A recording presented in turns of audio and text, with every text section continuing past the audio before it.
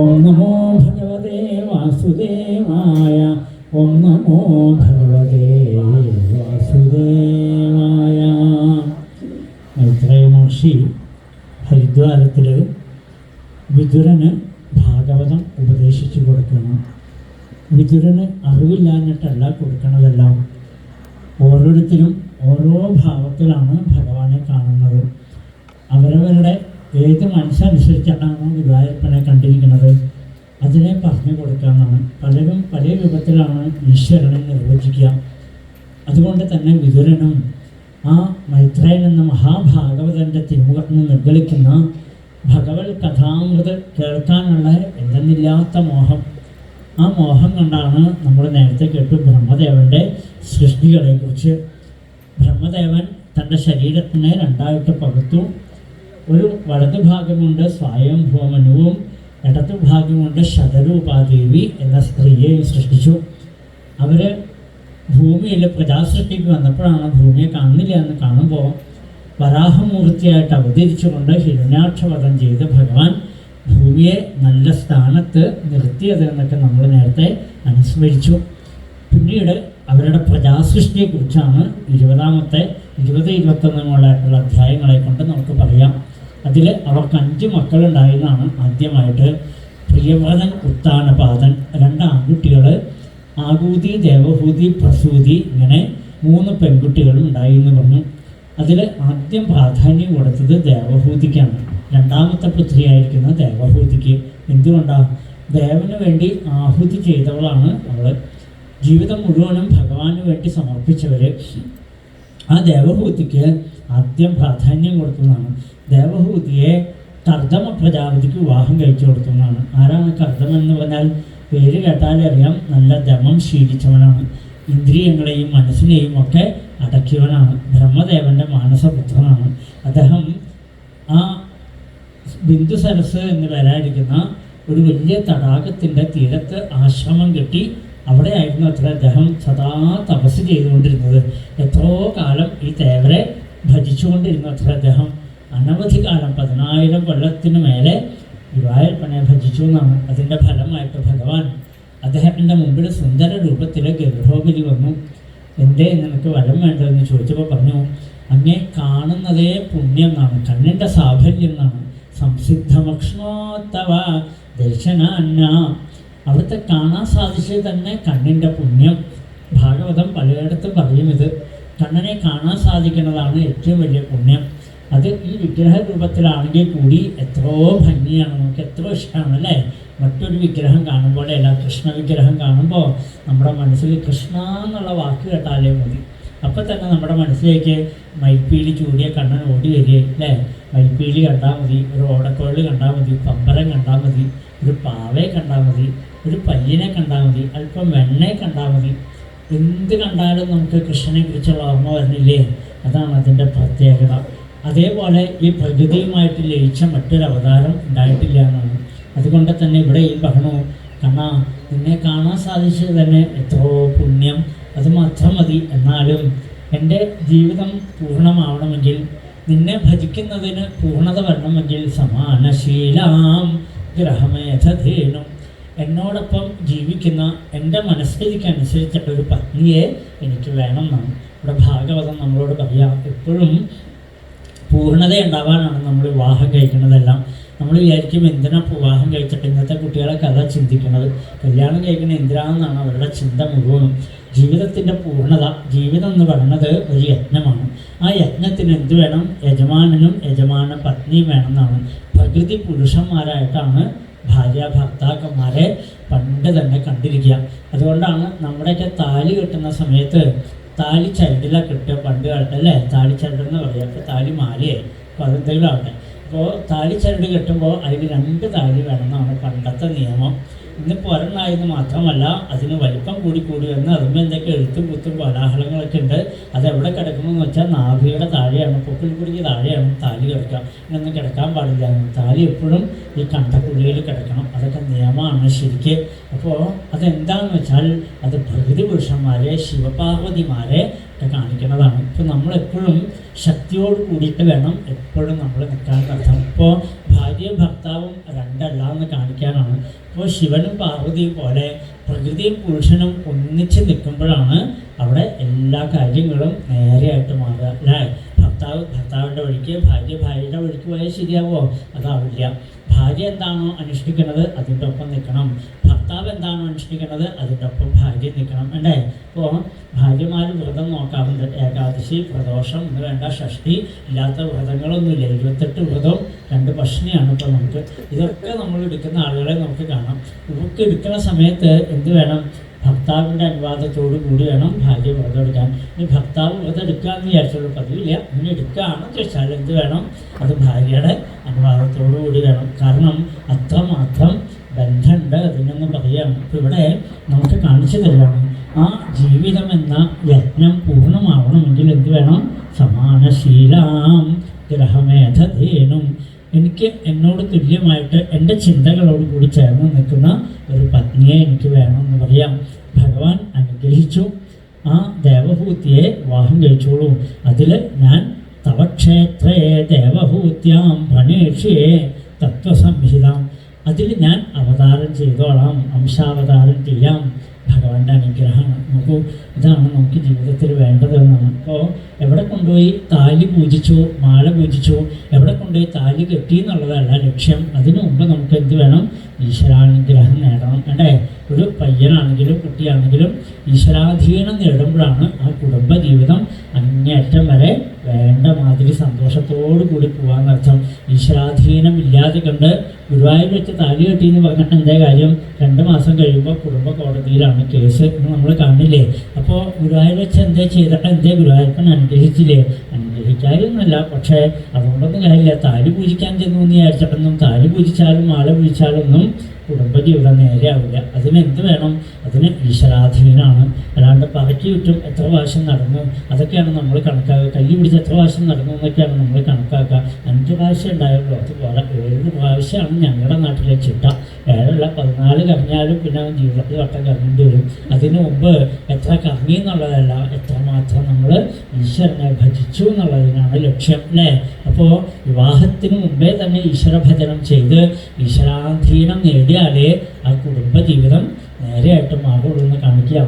ഇവിടെ 2 പേരും ഒരേപോലെ ഭഗവാനെ ഭജിച്ചപ്പോൾ അവരുടെ പുത്രഭാവത്തിൽ ഭഗവാൻ അവതരിക്കാൻ തീരുമാനിച്ചു. അങ്ങനെ സ്വയംഭൂമനും ശതരൂപാദേവിയും ദേവഹൂതിയെ കൊണ്ട് ആ ആശ്രമത്തിൽ വന്നു. ആശ്രമത്തിൻ്റെ ഭംഗിയൊക്കെ കണ്ടു. അത്ര എവിടെയും ആനന്ദം തിരയടിക്കണം. ക്രൂര മൃഗങ്ങൾ പോലും ശാന്തമായിട്ട് കഴിയുന്ന ഒരവസ്ഥ. അപ്പം നമ്മളൊക്കെ ആരാണ്?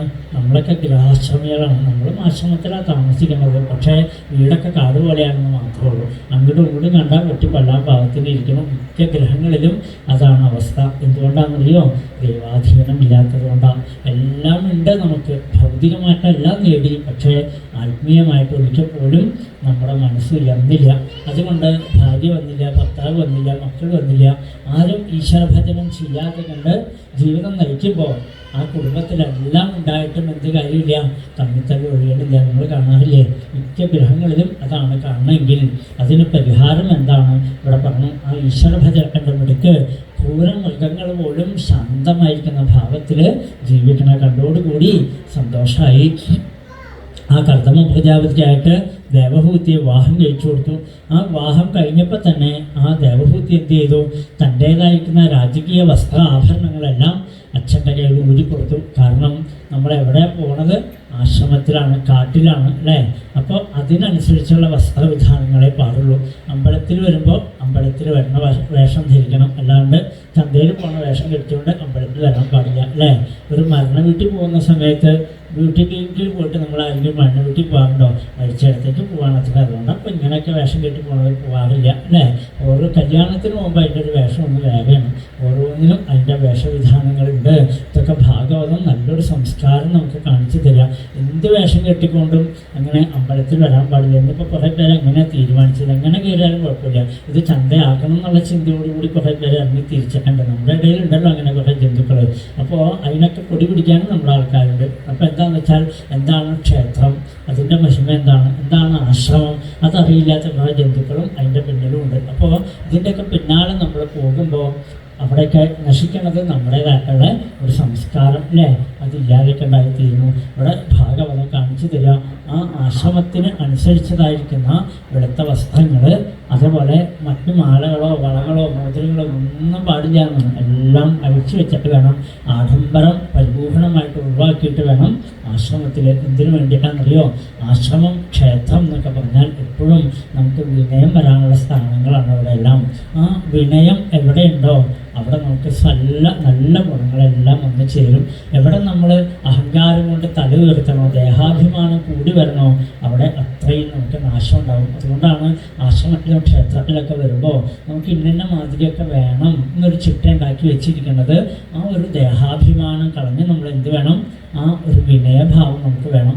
ചുറ്റിനും വെലിക്കല് വേണമെന്നുണ്ട് അല്ലേ, വെലിക്കലിനൊക്കെ തൊഴുതിട്ട് വേണം നമ്മൾ സാധാരണ തൊഴുത് വേണം വലം വയ്ക്കാൻ. ഒക്കെ നിയമങ്ങളാണ്. അത്രയും നമുക്ക് വിനയം ഉണ്ടാവണം എന്നാണ്. ചില അമ്പലങ്ങളിലൊക്കെ കാണാം കഴുക്കോല് ഇങ്ങനെ നിലത്ത് മുട്ടി പോലെ ഉണ്ടാവും, കുനിഞ്ഞ് നടക്കേണ്ടി വരും. ഞാൻ ഇന്നലെ അമ്പലത്തിൽ വായനയ്ക്ക് പോയി, തല അല്ല വല്ലാണ്ടൊന്നും പതുക്കെ അറിയാണ്ട് ഉയർന്നാൽ തലമണ്ട അപ്പോഴത്തേക്ക് മുളയ്ക്കും. അതേപോലെ ആ കഴുക്കോല് താഴ്ന്നു നിൽക്കുന്നത്, കുനിഞ്ഞ് നടക്കാൻ പോകുന്നു. കാരണം അവിടുത്തെ ഭഗവതി രാജരാജേശ്വരിയാണ്, അവിടെ ആ ഒരു ഭാവം. അതുകൊണ്ട് എന്താ, ആളുകളെ ആ ഒരു വിനയം അവിടെ സാധിക്കുന്നതാണ്. നാട് തന്നെ അങ്ങനെയാണ്. അതുകൊണ്ട് തന്നെ ഭഗവതിയുടെ ആ ഗുണങ്ങൾ ഇല്ലാണ്ടിരിക്കില്ലല്ലോ. ഏതൊരു ദേവനെയാണോ നമ്മൾ ആ നാട്ടിൽ പൂജിക്കുന്നത്, ആ ദേവൻ്റെ ഗുണങ്ങളൊക്കെ ആ നാട്ടുകാർക്ക് ഉണ്ടാവുന്നതാണ്. അപ്പം അതുകൊണ്ട് അത്രയും വിനയമുള്ള നല്ല ആളുകൾ എനിക്ക് വലിയ ഇഷ്ടപ്പെട്ട ഒരു സ്ഥലമായിരുന്നത്. അപ്പം എന്താണെന്ന് വെച്ചാൽ അതുപോലുള്ള സ്ഥലങ്ങളൊക്കെ നമ്മുടെ കൊച്ചു കേരളത്തിലുണ്ട് എന്ന് പറയുകയാണ്. അപ്പോൾ ഓരോന്നിനും ഓരോ വേഷവിധാനങ്ങൾ. ഇവിടെ ആ വേഷമൊക്കെ കെട്ടിയെന്ന് മാത്രമല്ല, നിത്യം പര്യജലൽ പ്രീത്യ ഭവാനീവ ഭവം ഭവും. എന്താണ് നമുക്ക് വിവാഹ ജീവിതം കൊണ്ട് നമുക്ക് ഉണ്ടാവാൻ പോകണതെന്ന് വെച്ചാൽ, വിവാഹ ജീവിതത്തിൽ പല ദുഃഖങ്ങൾ നമുക്ക് അനുഭവിക്കേണ്ടതായിട്ട് വരും അല്ലേ. നമ്മൾ സുഖമാണെന്ന് വിചാരിക്കണം, കല്യാണം കഴിയാത്തത് ദോഷം എന്നൊക്കെ നമ്മൾ പറയും. കല്യാണം കഴിഞ്ഞാലാണ് നമ്മൾ ഓരോന്നോരോന്ന് അനുഭവിക്കാൻ പോണത്. രണ്ട് സംസ്കാരത്തിൽ നിന്ന് വന്നവർ കൂടി ചേരുകയല്ലേ. അപ്പോൾ പല തരത്തിലും പയ്യൻ്റെ സംസ്കാരമല്ല കുട്ടിക്ക് ഉണ്ടായത്. രണ്ട് സംസ്കാരത്തിൽ നിന്ന്, രണ്ട് നാട്ടിൽ നിന്ന്, രണ്ട് അച്ഛനമ്മമാരുടെ മക്കളാകുമ്പോൾ അതിൻ്റേതായിട്ടുള്ള വ്യത്യാസങ്ങളൊക്കെ ഉണ്ടായെന്ന് വരും. അത് യോജിച്ച് പോകണമെങ്കിൽ എന്ത് വേണമെന്നറിയോ? പലതും നമുക്ക് സഹിക്കേണ്ടതായിട്ട് വരും, ഓർക്കേണ്ടതായിട്ട് വരും അല്ലേ. അവിടെ വിലാപങ്ങളോ പരാതികളോ ചിന്തകളോ അങ്ങനെ കരച്ചിലും പിടിച്ചിലും ഇതൊന്നും പാടില്ല എന്നാണ് ഇവിടെ ഭാഗവതം എത്ര ഭംഗിയായിട്ട് നമുക്ക് പറഞ്ഞു തരുന്നു. നമ്മൾ എന്ത് വെക്കണമെന്ന് വെച്ചാൽ ധാരാളം പ്രതീക്ഷകളുമായിട്ടാണ് നമ്മുടെ ജീവിതത്തിലേക്ക് വരിക. കുടുംബജീവിതത്തിലേക്ക് വരുന്നത് തന്നെ എങ്ങനെയാണ് അല്ലേ. ഭാര്യയിൽ നിന്ന് കുറേ പ്രതീക്ഷിക്കണം. കുട്ടിയെ ഞാൻ എൻ്റെ പ്രതീക്ഷയ്ക്കനുസരിച്ചുള്ള ഭാര്യയായില്ല എന്നിട്ട് ഓരോരുത്തരും പറയാം. അതേപോലെ തന്നെയാണ് പെൺകുട്ടിയും പറയാം, എൻ്റെ പ്രതീക്ഷ ഉണ്ടായിരുന്നു അതിനനുസരിച്ചല്ല ആയത്, അന്ന് തീർന്നു ഞങ്ങളുടെ ജീവിതം എന്നൊക്കെയാണ് പറയുക. ഇങ്ങനെയൊക്കെ പറയാൻ ഒരു മടിയില്ലാത്ത കാലത്താണ് നമ്മൾ ജീവിക്കണത്. അപ്പോൾ എന്തുമാത്രം പ്രതീക്ഷകൾ നമ്മൾ വെക്കണ്ടാവും, ആ പ്രതീക്ഷകളെല്ലാം നമ്മളെ ദുഃഖത്തിലേക്ക് കൊണ്ടുപോകും. അതുകൊണ്ടാണ് അല്ലാണ്ട് പ്രതീക്ഷകളൊന്നും ഒരിക്കലും വയ്ക്കരുത് എന്നാണ് പറയുക. അതുകൊണ്ടാണ് നമ്മുടെ വിവാഹത്തിനൊക്കെ പണ്ട് മലര് ഹോമിക്കാവുന്നൊരു ചടങ്ങുണ്ടായിരുന്നു. അപ്പം അതൊക്കെ നിർത്തിയല്ലോ. നമ്മൾ എവിടെയെങ്കിലും കൊണ്ടുപോയി താലി കെട്ടാമെന്നുള്ളൊരു കലാപരിപാടി മാത്രമേ ഉള്ളൂ. അതിനു മുമ്പുള്ള എന്തെല്ലാം കാര്യങ്ങൾ നമുക്കുണ്ടായിരുന്നു അതെല്ലാം നമ്മൾ വേണ്ടാന്ന് വെച്ചതിൻ്റെ ദോഷങ്ങളാണ് ഇന്ന് ഹിന്ദുക്കൾ അനുഭവിക്കുന്നതെല്ലാം. മറ്റുള്ളവരെ പോലെയല്ല നമ്മൾ, അത്രയും നമുക്ക് ഉണ്ടെന്നർത്ഥം. ആ ചടങ്ങുകളെല്ലാം നമ്മുടെ വിനയഭാവവും നമ്മുടെ ആ എല്ലാത്തിനെയും ക്ഷമിക്കാനും പൊറുക്കാനുമുള്ള മനസ്സൊക്കെ ഉണ്ടാക്കി തീർത്തത് നമ്മുടെ സംസ്കാരം തന്നെയാണ്. അതാണ് ഹൈന്ദവ സംസ്കാരത്തിൻ്റെ ഒരു മഹിമ.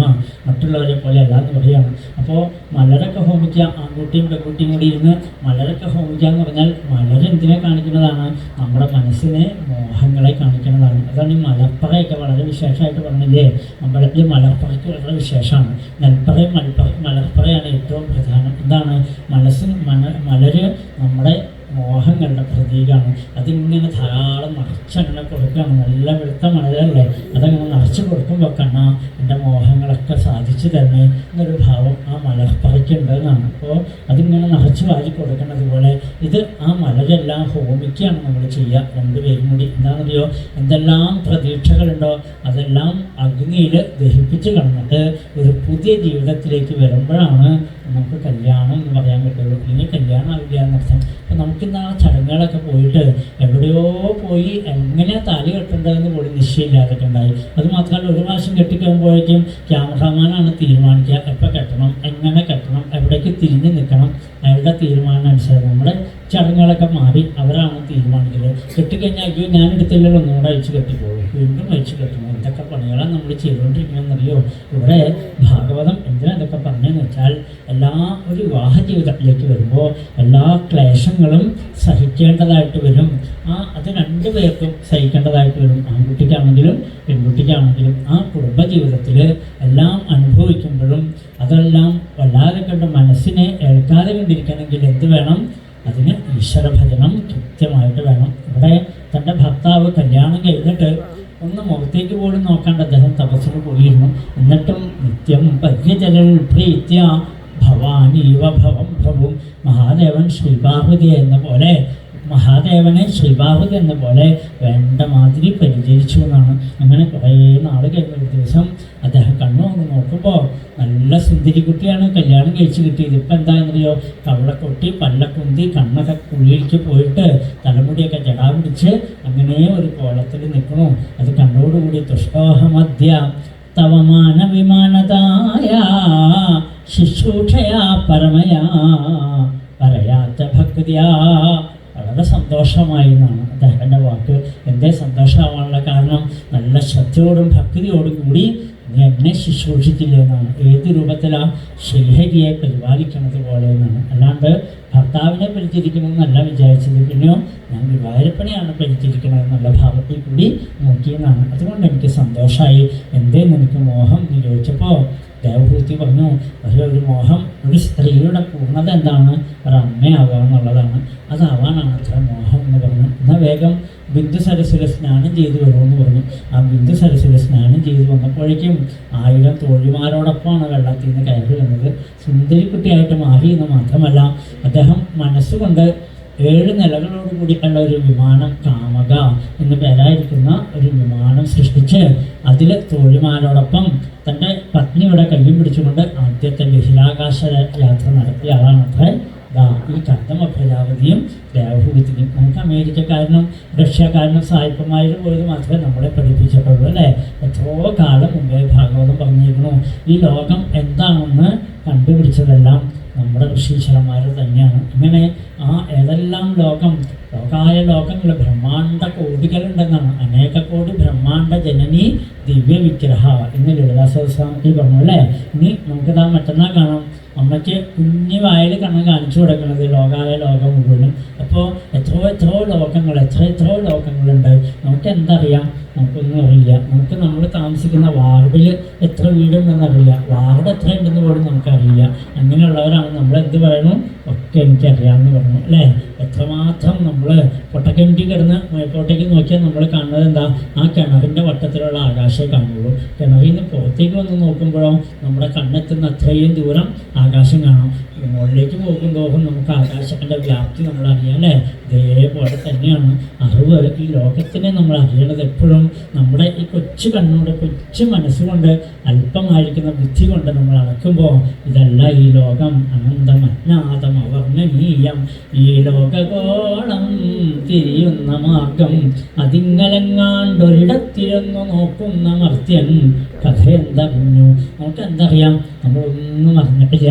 അറിയാമെന്നുള്ള അഹങ്കാരം മാത്രമേ ഉള്ളൂ. ആ അഹങ്കാരം എപ്പോൾ ഇല്ലാണ്ടേ ആവണോ? അപ്പോൾ ഈശ്വര ചിന്ത നിറഞ്ഞു വരുന്നതാണ്. ഇപ്പോൾ ദേവിക്ക് കാണിച്ചു കൊടുക്കാൻ വേണ്ടിയിട്ടാണ് ഈശ്വരൻ്റെ മഹിമ. ആകാശം എന്തൊരു അത്ഭുതം, നക്ഷത്രജാലങ്ങൾ എന്തൊരു അത്ഭുതം, സൂര്യചന്ദ്രാദികൾ എന്തൊരു അത്ഭുതം, ഈ ഭൂമി എന്തൊരു അത്ഭുതം. എന്തിനു പറഞ്ഞു? നമ്മുടെ മനുഷ്യ ശരീരം പോലും എത്രയോ അത്ഭുതമാണ്. ഇങ്ങനെ ഓരോന്ന് കാണിച്ചു കൊടുത്ത് വന്നപ്പോഴേക്കും 9 പെൺകുട്ടികളുണ്ടായിരുന്നാണ്. ഏതാണ് 9 പെൺകുട്ടികൾ? ശ്രവണം, കീർത്തനം, വിഷ്ണു സ്മരണം, പാദസേവനം, അർച്ചനം, വന്ദനം, ദാസ്യം, സഖ്യം, ആത്മനിവേദനം. ഇത് പുംസാർപ്പിതാ വിഷ്ണു ഭക്തിശ്ചേന്നവലക്ഷണ. ഭക്തിയുടെ 9 പടികൾ. ആ നവതാ ഭക്തി അമ്മയ്ക്കുണ്ടായതോടുകൂടി കർദമ പ്രജാപതി പറഞ്ഞു, എന്നാൽ പിന്നെ വിമാനം കീഴ്പോട്ടേക്ക് ഇറക്കുകയല്ലേ എന്നാണ്. വേഗം ഭൂമിയിൽ വന്നു. അതോടുകൂടി ഭഗവാനാണ് 10ാമതായിട്ട് ഭഗവാൻ പറഞ്ഞു. നമ്മുടെ മനസ്സിൽ ഭക്തി നിറയുമ്പോഴാണ് ഭഗവാന്റെ അവതാരം ഉണ്ടാവുക. അതേവരെ ഉണ്ടാവില്ല എന്നർത്ഥം. 7 മക്കൾ പോയി കഴിഞ്ഞപ്പോഴാണ് ഗുരുവായൂരപ്പൻ അവതരിച്ചത്. ദേവകിയുടെ ഉള്ളിൽ. എന്തുകൊണ്ടാണ്? ദേവകി അത്രയും ആദ്യം ഉണ്ടാവുന്നപ്പോഴൊക്കെ കരഞ്ഞുകൊണ്ടിരുന്നുള്ളൂ. പിന്നെ പിന്നെ പിന്നെ കണ്ണനെ തന്നെ പരിപൂർണമായിട്ട് ശരണാഗതി അടഞ്ഞപ്പോൾ ഭഗവാൻ വന്നു എന്നാണ്. ഈ ഒരു ശരണാഗതി നമുക്ക് ഉണ്ടാവണമെന്ന് പറയാം. അപ്പം എന്തായി? ഭഗവാൻ അവതരിച്ചു. വേണ്ട സമയത്ത് തന്നെ തസ്യാം ബഹുദിതേ കാലേ ഭഗവാൻ മധുസൂദന കാർത്തമം വീരമാപന്നോ ജജ്ഞേഗ്നിരുവദാരുണി. അരണിയിൽ നിന്ന് അഗ്നി ഉണ്ടാവുന്നത് പോലെ ഭഗവാൻ അവതരിച്ചു. 5 വയസ്സ് പ്രായം, നല്ല മനോഹരമായിരിക്കുന്ന നല്ല കറുത്ത സ്വരൂപം, അതുമാത്രമല്ല നല്ല സ്വർണ്ണ തലമുടികൾ, നീണ്ടടംപെട്ട കണ്ണുകൾ, അങ്ങനെ ആ അതിസുന്ദരമായിരിക്കുന്ന രൂപത്തിൽ കപിലവാസുദേവൻ എന്ന പേരിൽ ഭഗവാൻ അവതരിച്ചു. അവതരിച്ചോട് കൂടിയിട്ട് സിദ്ധന്മാർ, ചാരണന്മാർ, ഗന്ധർവന്മാർ, യക്ഷന്മാർ, കിന്നരന്മാർ, വേതാളന്മാർ എല്ലാവരും പുഷ്പവൃഷ്ടികളും നാമസങ്കീർത്തനങ്ങളെ കൊണ്ടും ഭഗവാന്റെ അവതാര മഹോത്സവം ഗംഭീരമായിട്ട് ആഘോഷിച്ചു. അത് കഴിഞ്ഞപ്പോൾ തന്നെ ഭഗവാൻ വേഗം ബ്രഹ്മാവിനെ വിളിച്ചു. ബ്രഹ്മദേവ ഇവിടെ വരുമെന്ന് പറഞ്ഞു. ഹംസോ ഹംസേന യാനേന. വേഗം ബ്രഹ്മദേവൻ തൻ്റെ ഹംസത്തിൻ്റെ പുറത്തേറി ഭഗവാന്റെ മുമ്പിൽ വന്നു. എന്നിട്ട് ചോദിച്ചു, എനിക്ക് എത്ര മക്കളുണ്ടെന്ന് ചോദിച്ചു. അപ്പോൾ പറഞ്ഞു, എനിക്ക് 10 പേരുണ്ടെന്ന് പറഞ്ഞു. 10 എണ്ണം വിളിക്കാൻ പറഞ്ഞു. 10 എണ്ണം വന്നോടുകൂടി തൻ്റെ അമ്മയ്ക്ക് കിട്ടിയതായിരിക്കുന്ന 9 മക്കളെ എന്ത് ചെയ്തു? പെൺകുട്ടികളെ ആ മരീചി, അത്രി, അംഗേസ, പുലസ്ത്യൻ, പുലഹൻ, ഖദു, വസിഷ്ഠൻ ഇവിടെയായിട്ടുള്ള 9 പേർക്കും തിരിച്ചു കൊടുത്തു. അപ്പോൾ ഒരാൾ ബാക്കിയുണ്ട്. ഇതാരാണെന്നറിയോ? അത് ശ്രീ നാരദ മഹർഷി. നാരദ മഹർഷി മാത്രം അവിടുന്ന് പോയി കളഞ്ഞു. എനിക്കിനി പെണ്ണേട്ടാണ് ഇല്ലാന്ന് പറഞ്ഞ് പോയി അത്ര. അപ്പോൾ ആർക്കൊക്കെ ഏതൊക്കെ ഭക്തിയാണോ കുറവുള്ളത് അതെല്ലാം ഭഗവാൻ കൊടുത്തു. അതോടുകൂടി ഇപ്പം എന്തായി? തൻ്റെ മകൻ്റെ ഭാവത്തിൽ അവതരിച്ചിരിക്കുന്നത് സാക്ഷാൽ ഈശ്വരനാണെന്നറിയാം. അങ്ങനെയുള്ള ആ ഈശ്വരൻ തൻ്റെ ഗ്രഹത്തിലിരുന്നാലും ഗ്രഹം അന്ധരൂപം എന്നാണ്. ഗ്രഹം എന്ന് പറഞ്ഞാൽ ഒരു പൊട്ടക്കിണറ.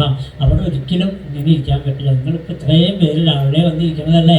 6 മണി കഴിഞ്ഞപ്പോൾ വന്നിരിക്കുന്ന ആൾക്കാർ അവിടെ മിക്ക ആളുകളും. അപ്പോൾ വീട്ടിൽ ചെന്നിട്ട് ഇതുപോലെ മക്കൾ പറയാം, അമ്മ ഇവിടെ ഇരുന്നോട്ടോ ഇതുപോലെ എന്ന് പറഞ്ഞിരിക്കും. അതുപോലെ അവനെ എങ്ങനെ ഇരുത്താമെന്നുള്ളത് നമ്മൾ ചിന്തിച്ചുകൊണ്ടിരിക്കും. നമുക്ക് ഇരിക്കാൻ പറ്റില്ല. കാരണം എന്താ? അതാണ് അതിൻ്റെ പ്രത്യേകത അല്ലേ? അപ്പോൾ ഈശ്വരൻ്റെ അടുത്തേക്ക് വരുമ്പോഴാണ് കുടുംബം എന്ന് പറഞ്ഞാൽ, നമ്മുടെ ഗ്രഹം എന്ന് പറഞ്ഞാൽ അങ്ങനെയാണ്. അതൊരു പൊട്ടക്കിണറാണ്. അവിടെ ഒരിക്കലും നമുക്ക് സ്വസ്ഥമായിട്ട് ഇതുപോലെ ഇരിക്കാൻ പറ്റില്ല. എത്ര ഭാഗവതം പറഞ്ഞു കൊടുക്കാമെന്ന് പറഞ്ഞാലും കുടുംബത്തിലല്ലേ ഇരിക്കണത്. നമുക്ക് ഈ ഓട്ടോ ചാട്ടം ഇങ്ങനെ വന്നുകൊണ്ടിരിക്കും. പല വിഷയങ്ങൾ വരും. ഇവിടെ വരുമ്പോൾ എന്താ അച്ചടക്കത്തോടു കൂടിയിട്ടാണ് നമ്മൾ ഇരിക്കുന്നത് അല്ലേ? കേൾക്കണം എന്ന് വിചാരിച്ചിരിക്കുന്നു. അതാണ് അതിൻ്റെ പ്രത്യേകത. അത് സത്സംഗത്തിൻ്റെ മഹിമയാണ്. അതുകൊണ്ട് ഭഗവാനോട് പറഞ്ഞു, അവിടുന്ന് ഭഗവാൻ പുത്രഭാവത്തിൽ അവതരിച്ചാലും ഗ്രഹം അന്ധരൂപം. ഈ പൊട്ടക്കെട്ടി കിടക്കല്ല ഭേദം. ഞാൻ കാട്ടിൽ പോയി ഏകാഗ്രമായിട്ട് തപസ് ചെയ്ത് ആ പാദത്തിലേക്ക് എത്തട്ടെ കണ്ണാമെന്ന് ചോദിച്ചു. ഭഗവാൻ അനുഗ്രഹിച്ചു എന്ന് മാത്രമല്ല, പ്രീതോ വനമേവ ജഗാമഹ. അദ്ദേഹം നേരെ വനത്തിലേക്ക് യാത്രയായത് മാത്രമല്ല, കരേണ ഭക്തിഭാവേന ലബ്ധാത്മാ മുക്തബന്ധന. എല്ലാ ബന്ധനങ്ങളിൽ നിന്നും വിട്ടുകൊണ്ട് ഭക്തിഭാവത്തോടു കൂടി ഭഗവാനെ തന്നെ ഭജിച്ച് അവസാനം അദ്ദേഹം എത്തി ഗുരുവായൂരപ്പൻ്റെ ശ്രീപാദത്തിലേക്ക് എത്തിച്ചേർന്നു. ഇനിയിപ്പോൾ ആരാ ഉള്ളത്? ആ ആശ്രമത്തിൽ അമ്മയും കണ്ണനും മാത്രമേ ഉള്ളൂ. അമ്മയ്ക്ക് എന്ത് വേണം? അമ്മയ്ക്ക് വേണ്ടതായിട്ടുള്ള മനസ്സിന് പാകത വേണം. മനസ്സിന് പാകത ഇല്ലാത്ത ഒരാൾക്ക് ഉപദേശം കൊടുക്കാൻ പാടില്ല എന്നാണ്. ഇതൊക്കെ നമ്മൾ ചെയ്തില്ലേ? 1.5 വയസ്സ് 2 വയസ്സാകുമ്പോഴത്തേക്കും എഴുത്തിനിരുത്തും. എന്തിനാണെന്നറിയോ? ഇപ്പോഴേ എഴുത്തിനിരുത്തിയാൽ പിന്നെ പഠിപ്പിച്ച് തുടങ്ങാമല്ലോ എന്നാണ് നമ്മുടെ ഭാവം. അത് പാടില്ല എന്നാണ്. ആ കുട്ടിക്ക് പണ്ട് കാലത്ത് ഒരു സമയം ഉണ്ടായിരുന്നു അല്ലേ? പണ്ട് കാലത്തുള്ളവർക്ക് അറിയാം, കുട്ടിക്ക് ഇന്ന സമയത്ത് എഴുത്തിനിരുത്തിയാലേ അതിന് പാകത വരാണ്ട് എഴുത്തിനിരുത്താൻ പാടില്ല. അതിനൊക്കെ നിയമം ഉണ്ടായിരുന്നു. ഇന്നങ്ങനെയല്ല. 1.5 വയസ്സായാൽ മതി. മുട്ടുകുത്തന പ്രായത്തിൽ തന്നെ എഴുതിച്ചു കൊടുക്കും. എന്നാൽ പിന്നെ സമാധാനമായല്ലോ എന്നല്ല, എവിടെയെങ്കിലും കൊണ്ട് ചേർക്കാമല്ലോ എന്ന് വിചാരിച്ചിട്ടാണ്. അപ്പോൾ ഇങ്ങനെയൊക്കെ ആകുമ്പോൾ എന്തുണ്ടാവണം? കുട്ടി വേണ്ട മാതിരി ആവണില്ല എന്നാണ്. ഇപ്പോൾ ഇവിടെ കാണിച്ചു തരാം. നമുക്ക് എപ്പോഴും ഉപദേശങ്ങളൊക്കെ കിട്ടണമെങ്കിൽ എന്ത് വേണമെന്നറിയോ? മനസ്സിനൊരു പാകത വരണം. നല്ല ചുട്ട കലത്തിൽ വെള്ളം എടുത്ത് വെച്ചാൽ നിൽക്കും. പച്ച കലത്തിൽ എടുത്ത് വെച്ചാലോ ഒരു തുള്ളി വെള്ളം നിൽക്കില്ല അല്ലേ? അതേപോലെ മനസ്സിന് പാകത വരാൻ വേണ്ടി ഭഗവാൻ അങ്ങനെ അവിടെ ഇരുന്നു, ഭജനയൊക്കെ ആയിട്ട് അങ്ങനെ ഇരുന്നു. അത്ര ഒരു ദിവസം അമ്മ കണ്ണൻ്റെ പാദങ്ങളെ നമിച്ചുകൊണ്ട് പറഞ്ഞു, നിർവണ്ണാനിതരാംഭൂമന് അസതിന്ദ്രിയ ദർശനാൽ ഏന സംഭാവ്യമാനേന ഭവന്നന്ധം തമപ്രഭോ തമസോമ ജ്യോതിർഗമയ. എൻ്റെ മനസ്സ് ഇന്ദ്രിയങ്ങൾ പലയിടത്തേക്കും വലിച്ചുകൊണ്ട് പോകണു കണ്ണ. എവിടേക്കൊക്കെയോ എൻ്റെ മനസ്സിങ്ങനെ ഓടി നടക്കുമ്പോൾ വേണ്ട മാതിരി നിന്നെ മനസ്സിലാക്കാൻ, നിൻ്റെ ഉപദേശങ്ങൾ നേടാൻ എന്നെ അറിയാൻ എനിക്ക് സാധിക്കാതെയൊക്കെ ഉണ്ടായി കൃഷ്ണ. അതുകൊണ്ട് വേണ്ടതായിരിക്കുന്ന ഉപദേശം എനിക്ക് തരണേ. എൻ്റെ ആ ജ്ഞാനചക്ഷുസിനെ നീ ഒന്ന് തുറന്ന് തരുമെന്നാണ്. നമുക്കൊക്കെ എൻ്റെ 3 കണ്ണ്, നമുക്കിപ്പോൾ 2 കണ്ണേ കാണുന്നുള്ളൂ അല്ലേ? ഈ 2 കണ്ണല്ല, നമുക്ക് മൂന്നാമത്തെ ഒരു കണ്ണ് നമ്മുടെ നെറ്റിയിലുണ്ട്. മൂന്നാമത്തെ കണ്ണ് നമ്മൾ പറയാറില്ലേ, മഹാദേവനും ഭദ്രകാളിക്കും ഗണപതിക്കൊക്കെ ഉള്ള 3 കണ്ണെന്ന് വിചാരിച്ചിരിക്കുക അല്ല കേട്ടോ. നമുക്കുമുണ്ട് ഈ 3 കണ്ണ്. ജ്ഞാനമാകുന്ന കണ്ണ് ഇവിടെ നെറ്റിയിലാണ്. അപ്പോൾ ആ കണ്ണ് തുറക്കണം. അത് തുറക്കണമെങ്കിൽ ഒരു ഡോക്ടർ വിചാരിച്ചാൽ പറ്റില്ല. അതിനെന്ത് വേണം? അത് ആത്മീയമായിരിക്കുന്ന കണ്ണാണ്. അതെപ്പോൾ നമുക്ക് തുറക്കാൻ സാധിക്കും? അതേപോലെ ഒരു ഗുരുനാഥനെ നമ്മൾ എപ്പോൾ കണ്ടു കിട്ടണോ ആ സമയത്ത് ആ കണ്ണ് തുറന്ന് കിട്ടണം. അപ്പോഴാണ് നമ്മുടെ ജീവിതത്തിൽ എല്ലാ വിജയവും നമുക്കുണ്ടാവുക, ശാന്തിയും സമാധാനവും ഒക്കെ. അതുകൊണ്ട് കണ്ണാ, എൻ്റെ ഈ കണ്ണൊന്ന് തുറന്നു തരുമോ എന്ന് ചോദിച്ചപ്പോൾ വലിയ സന്തോഷമായി ഭഗവാന്.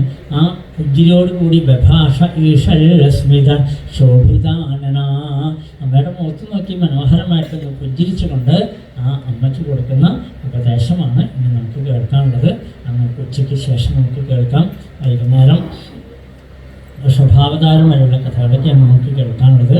അതിന് കടുംബായസമാണ് നിവേദ്യം. വേണ്ടവരൊക്കെ ഇപ്പോൾ തന്നെ കൗണ്ടറിൽ പറഞ്ഞ് ഏൽപ്പിക്കുക. അപ്പോൾ തിരുമേനിക്ക് വൈകുന്നേരം അതൊക്കെ നമുക്ക് ഉണ്ടാക്കാൻ സാധിക്കുള്ളൂ. നാളെ വിശേഷപ്പെട്ട ദിവസങ്ങളാണ്. നാളെ കാലത്തെ ഭദ്രകാളിയുടെ അവതാരം വരണം. അതേപോലെ ഋഷഭാവതാരം, അതേപോലെ ഭദ്രകാളി അവതാരം, ഇങ്ങനെ പലതും പറഞ്ഞുകൊണ്ട് ഭൂഗോള വർണ്ണയൊക്കെ പറഞ്ഞുകൊണ്ട് ഉച്ചയ്ക്ക് അജാമളൻ്റെ കഥ, നാരായണനാമത്തിൻ്റെ മഹിമയാണ് നാളെ കേൾക്കാനുള്ളത്. അത് കഴിഞ്ഞാൽ നാരായണനാമം ജപിച്ച് ഭഗവാനെ പ്രത്യക്ഷപ്പെടുത്തുകയായിരിക്കുന്ന പ്രഹ്ലാദൻ്റെ ചരിത്രം, നരസിംഹാവതാരം ഒക്കെയാണ്. അപ്പോൾ അതൊക്കെ നമുക്ക് കേൾക്കാറാവണം. എല്ലാവരും അതിലെല്ലാം പങ്കെടുക്കണമെന്ന് പ്രാർത്ഥിച്ചുകൊണ്ട് ഇപ്പോൾ കണ്ണന് നിവേദ്യം സമർപ്പിച്ച് ഭൂതം നിർത്താം. സുഹൃത്ത ഗോവിന്ദനാമ സങ്കീർത്തനം ഗോവിന്ദ ഗോവിന്ദ. ഹരേ രാമ രാമ രാമ ഹരേ ഹരേ, ഹരേ രാമ രാമ രാമ ഹരേ ഹരേ, ഹരേ കൃഷ്ണ കൃഷ്ണ കൃഷ്ണ ഹരേ ഹരേ, ഹരേ രാമ രാമ രാമ ഹരേ ഹരേ, ഹരേ കൃഷ്ണ കൃഷ്ണ കൃഷ്ണ ഹരേ ഹരേ, ഹരേ രാമ രാമ രാമ ഹരേ ഹരേ, ഹരേ കൃഷ്ണ ഗോവിന്ദ ഗോവിന്ദ. കുഞ്ഞിച്ചിലമ്പിട്ടു പിച്ച വച്ചു ഉണ്ണിക്കണ്ണൻ വന്നു മാമണ്ണനെ, കുഞ്ഞിക്കിണ്ണം തന്നിൽ കൂത്ത്.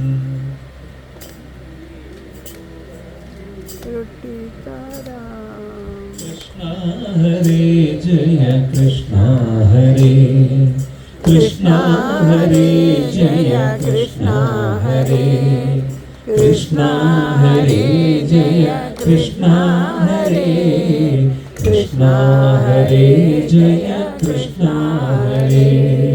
കുണ്ടലം ഗണ്ഡത്തിൽ മിന്നിടുവാൻ കണ്ഠമണികൾക്കു മാറ്റുകൂട്ടാൻ, ഉണ്ണിക്കു പല്ലു മുളച്ചിടുവാൻ കണ്ണാ കനിഞ്ഞൊന്നു മാമുണ്ടനേ. കൃഷ്ണ ഹരേ ജയ കൃഷ്ണ ഹരേ, കൃഷ്ണ ഹരേ ജയ കൃഷ്ണ ഹരേ, കൃഷ്ണ ഹരേ ജയ കൃഷ്ണ ഹരേ, കൃഷ്ണ ഹരേ ജയ കൃഷ്ണ ഹരേ. പപ്പടമുപ്പേരി ഇഞ്ചിത്തൈരും അപ്പവും മാങ്ങയും ശർക്കരയും അല്പവും പാത്രത്തിൽ വച്ചിടാതെ കണ്ണനെല്ലാം വിളമ്പിത്തരാം. കൃഷ്ണ ഹരേ ജയ കൃഷ്ണ ഹരേ, കൃഷ്ണ ഹരേ ജയ കൃഷ്ണ ഹരേ, കൃഷ്ണ ഹരേ ജയ കൃഷ്ണ ഹരേ, കൃഷ്ണ ഹരേ ജയ കൃഷ്ണ ഹരേ. കണ്ണാ നിന്നാ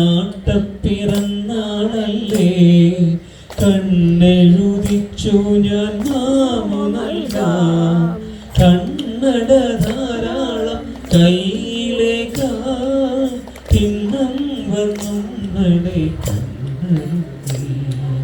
കൃഷ്ണ ഹരേ ജയ കൃഷ്ണ ഹരേ കൃഷ്ണ ഹരേ ജയ കൃഷ്ണ ഹരേ കൃഷ്ണ ഹരേ ജയ കൃഷ്ണ ഹരേ കൃഷ്ണ ഹരേ ജയ കൃഷ്ണ ഹരേ ഭക്തിയുടെൻ്റെ അടുക്കളയിൽ ശക്തി പോലെല്ലാം വിളമ്പി വച്ചു ഭക്തപ്രിയനെ വിളിച്ചു ഞാനും ഭക്തിക്കു പ്രാർത്ഥിച്ചു താഴ്മയായി കൃഷ്ണ ഹരേ ജയ കൃഷ്ണ ഹരേ കൃഷ്ണ ഹരേ ജയ കൃഷ്ണ ഹരേ കൃഷ്ണ ഹരേ ജയ കൃഷ്ണ ഹരേ കൃഷ്ണ ഹരേ ജയ കൃഷ്ണ